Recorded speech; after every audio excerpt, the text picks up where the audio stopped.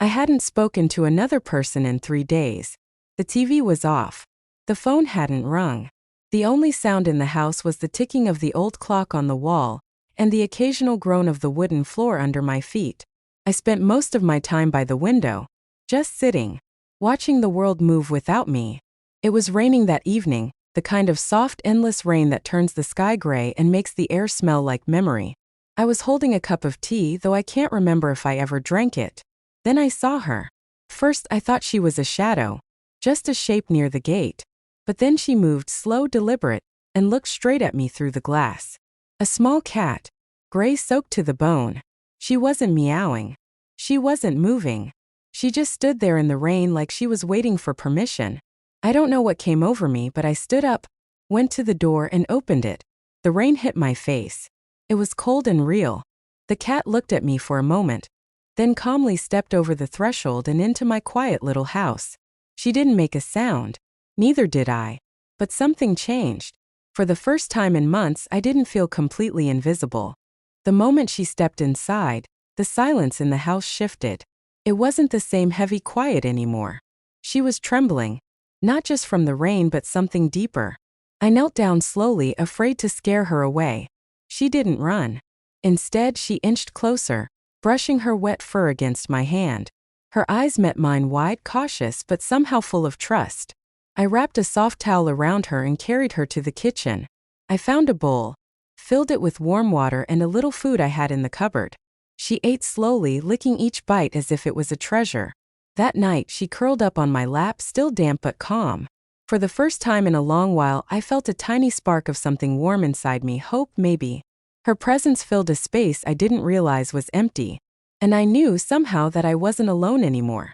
I didn't know what to call her. The neighbors called her a stray. I thought of names, but nothing felt right. The next morning, she was still there, sitting quietly by the window watching the world. When I finally spoke her name aloud, Luna, she lifted her head as if she understood. Luna followed me around the house like a shadow. When I went to the kitchen, she was there. When I sat by the window, she curled up on the armrest. For the first time in years, my house didn't feel empty. Felt like home. She wasn't just a cat anymore. She was my friend, my company, my small reminder that I mattered. And slowly I started to talk again. Days passed, and the rain didn't seem to bother Luna. She loved sitting by the window, watching the drops race down the glass. I started joining her, sharing the quiet moments. Sometimes I'd talk aloud stories about my childhood, about my husband, about the things I'd forgotten to say. Luna listened. Not with words, but with those gentle eyes that made me feel heard. She was my silent company. The one who didn't judge, didn't interrupt, just stayed. On one of those rainy afternoons, I caught myself smiling. Real honest smiles. Felt like healing. And maybe, just maybe, Luna was the reason why. At first, I thought Luna's visit would be just a fleeting moment. A stray passing through, looking for shelter from the rain. But she stayed. And as the days turned into weeks, she became part of my life in ways I hadn't expected. Every morning, I woke up to the soft sound of her paws patting across the wooden floor. Sometimes she'd jump onto the bed, curling up beside me, her small body warm and comforting against the cold sheets. I'd reach out and stroke her fur, feeling a connection I hadn't felt in years. We settled into a quiet routine. I'd prepare breakfast, and she'd sit patiently by her bowl, waiting until I set it down. Then she'd eat slowly, sometimes pausing to look up at me with those curious eyes, as if checking that I was still there. Afternoons were our special time. I'd make a cup of tea and settle by the window, Luna hopping up beside me. Together we'd watch the world outside, children playing, neighbors tending their gardens, birds flitting from branch to branch. It was peaceful. Somehow, sharing those simple moments made my loneliness easier to bear. I started talking again, more than just whispers or murmurs. I told her about my husband, how we met, the life we built together. I confessed my fears and regrets, my hopes for the days I still had. Luna never judged or interrupted. She simply listened, her presence a balm for my aching heart. One evening as I sat reading, Luna jumped into my lap, purring softly. I looked down at her and realized I was smiling, truly smiling, for the first time in a very long time.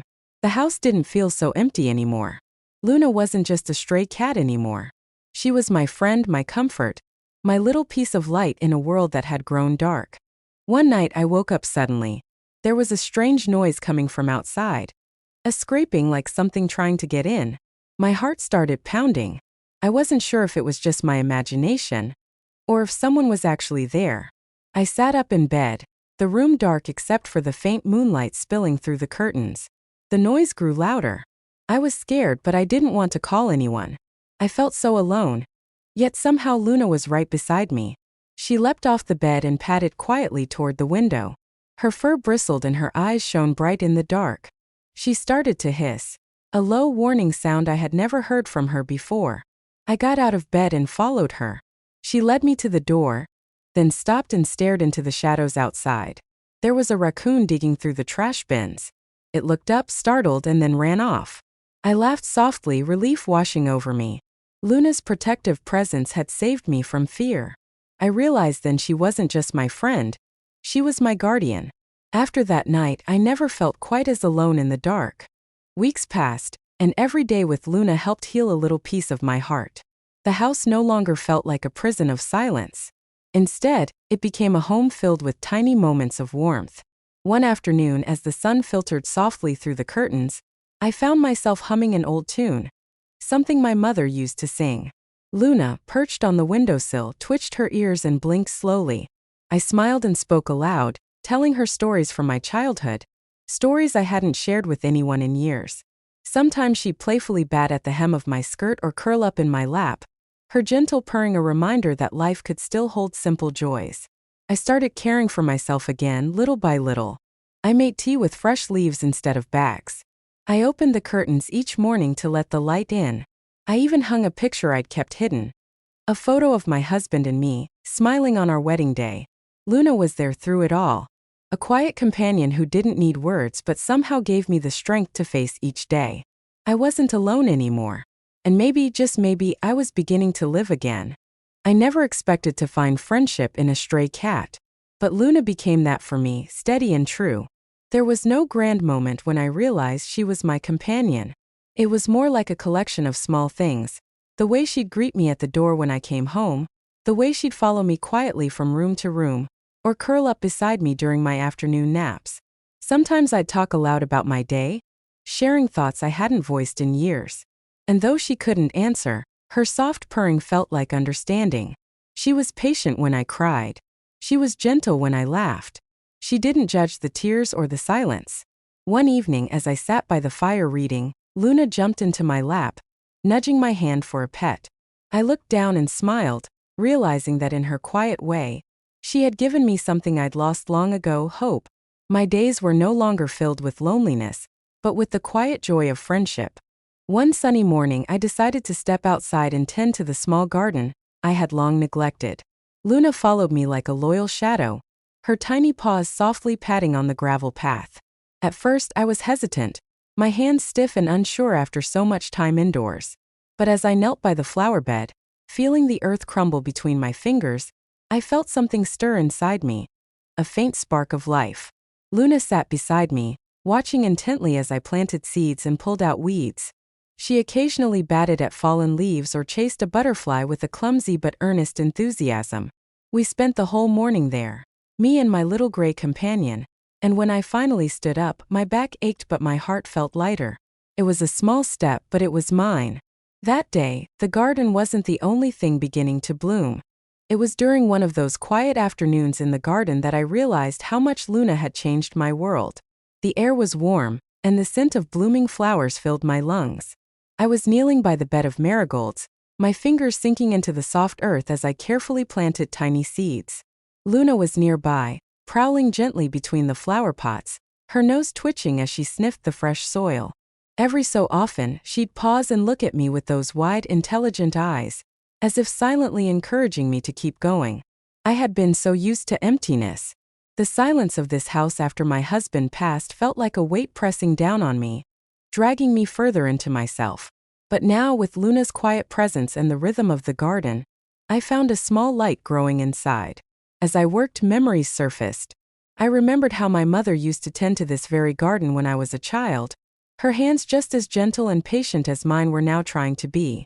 I recalled the laughter that once echoed in these walls, the warmth that had faded over time. Luna jumped onto my lap suddenly, purring so loud it surprised me. She looked up, her eyes calm and trusting. I ran my fingers through her soft fur and realized that this little cat had become my anchor in a world that had felt unsteady for so long. I wasn't just planting seeds for flowers. I was planting hope for myself. With Luna by my side, the future didn't seem quite so daunting. That day, as the sun began to set, painting the sky in shades of pink and gold, I sat back on the bench and smiled. For the first time in a long time, I felt like I was healing. It had been months since I last picked up the phone. The silence was comforting and terrifying all at once. I feared bad news, awkward conversations, the reminders of a world I'd slowly shut out. But one chilly autumn morning, the phone rang. The shrill sound startled me. Luna, who was napping nearby, lifted her head and stretched lazily. I hesitated, my hand trembling as I reached for the receiver. "Hello," I said softly, my voice barely above a whisper. "Margaret? It's your daughter, Emily," came the voice on the other end. Warm, hesitant, but unmistakably hers. For a moment I was speechless. Emily and I hadn't spoken since her last visit months ago. A visit that ended with tears and unanswered questions. I just wanted to check on you," she said gently. The weight of loneliness pressed down, but something in me shifted. I told her about Luna, how she had come in the rain and stayed. I told her about the garden, the small moments that now filled my days. Emily listened quietly. Then, for the first time in a long while, I heard laughter, hers and mine, crossing the miles between us. That call was more than words. It was a bridge. And as I hung up, Luna jumped into my lap, purring like a comforting song. Maybe healing was possible after all. After that phone call with Emily, something inside me began to change. It wasn't sudden or dramatic, no grand gestures or proclamations. Instead, it was a slow, quiet opening of a door I'd kept shut for far too long. The days grew shorter, the air colder, but I felt a warmth growing inside. I started cleaning out the spare room, the one where old memories and unopened boxes had gathered dust. I found my husband's favorite sweater folded carefully, his worn-out slippers, and the photo albums we used to laugh over.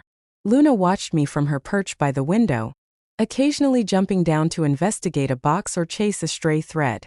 One afternoon, I invited Emily to come visit. I was nervous, afraid the silence might return, afraid the past might still hang heavy between us. But when she arrived and we hugged tightly in the doorway, all the fear seemed to melt away. We spent the day sorting through old things, sharing stories, and planning for the holidays. Luna curled up between us, a small symbol of the new life growing from old wounds. That night, as I lay in bed, I thought about how much a stray cat had helped me find my way back. Not just to a fuller life, but back to my family. Sometimes healing begins with the smallest steps. Opening a door, making a call, trusting again. After Emily's visit, the house felt different, fuller, warmer, alive with possibility. But trust isn't something that comes all at once. It builds slowly, day by day, like the careful unfolding of a flower. One morning, I noticed Luna sitting by the door, staring outside as if waiting for something.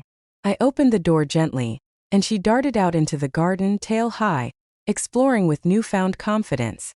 I followed her slowly, watching her leap over stones and sniff at the fresh earth. She stopped beside a little patch of wildflowers and looked back at me, as if inviting me to join. For the first time in weeks, I stepped outside without hesitation. The sun was soft, the air cool but fresh. We spent hours in the garden, I tending to the flowers, she chasing leaves and basking in the light. That afternoon, I realized that Luna had not only given me companionship but had taught me to trust again, to step out of my house and into the world. When I returned inside, Luna curled up on my lap as usual. I stroked her fur and whispered, "Thank you, Luna, for bringing me back." Life had settled into a gentle rhythm. Luna and I had grown inseparable, her presence a quiet comfort that filled the empty spaces of my days. One afternoon, as I was sitting by the window, knitting a scarf, the doorbell rang unexpectedly. My heart jumped. I wasn't used to visitors. I set my knitting aside and opened the door. Standing there was Mrs. Parker, my next-door neighbor, a kind woman I had always exchanged polite smiles with but never shared much more. "I was just baking some cookies and thought you might like some," she said, holding out a tin wrapped in a faded ribbon. I invited her in, and soon our polite chat turned into a warm conversation about gardening, books, and the little gray cat who had become the talk of the neighborhood. Mrs. Parker reached out to pet Luna, who purred happily and rubbed against her legs. For the first time in ages, I felt the walls of isolation cracking, letting in the light of new friendship. That simple visit reminded me how much I had closed myself off, and how much beauty there was in opening up again. Winter arrived quietly that year. One morning, I woke to find the world outside covered in a soft blanket of snow. The garden was hidden beneath white, and the trees stood bare against the pale sky. Luna seemed fascinated. She tapped at the frosty windowpane with her paw, then darted around the room in bursts of playful energy, chasing invisible shadows, skittering across the wooden floor with unexpected grace. I wrapped myself in a warm shawl and took her out for the first time in the snow. She hesitated at the doorstep, the cold crunch beneath her paws unfamiliar but exciting. Then she bounded forward, leaving tiny paw prints in the fresh snow. I laughed, the sound feeling strange but wonderful in the chilly air. We walked slowly around the garden, breathing in the crisp winter scent. The quiet beauty of the snow reminded me how even after the hardest seasons, new wonders can bloom. Luna's joyful spirit was a gentle reminder that life goes on, and that I could still find joy in the unexpected. That day, the cold outside didn't feel so lonely. Winter had settled fully, but inside my home, a gentle warmth glowed, born not from the fire alone, but from the life and love that had returned to me. Luna, my faithful companion, had become so much more than a stray cat. She was a thread weaving me back into the fabric of the world. That morning, sunlight spilled softly through the frost-covered windows as I sat by the fire, wrapped in my favorite shawl. Luna stretched lazily on the rug, then leapt into my lap, purring softly. I ran my fingers through her fur and marveled at how this little creature had mended the broken places inside me. The phone rang. It was Emily, my daughter. This time our conversation was easier, full of plans and laughter, the kind that reaches past years of silence and hurt. After hanging up, I took a deep breath and looked around my home. The photos on the walls, the fresh flowers on the windowsill, Luna's favorite toys neatly arranged. The garden, though blanketed in snow, awaited the spring. I knew it was time. That afternoon I wrote a letter. Not to anyone in particular, but to myself, a promise to keep opening doors, to keep letting love in, to keep living. I stepped outside, the cold air crisp and invigorating. Luna trotted beside me, her tail high with joy. The world was vast and unpredictable, but I was ready. Together we would face it. For the first time in a long time I felt whole. Years have passed since that rainy evening when Luna first appeared at my doorstep. Sometimes it feels like a lifetime ago, and sometimes as if it was only yesterday. I often find myself reflecting on how a simple stray cat changed everything. How she quietly pulled me out of the shadows of loneliness and helped me find my way back to life. When my husband died, the world around me seemed to stop. Days blurred into nights and silence filled every corner of the house. My son was far away, caught up in his own life.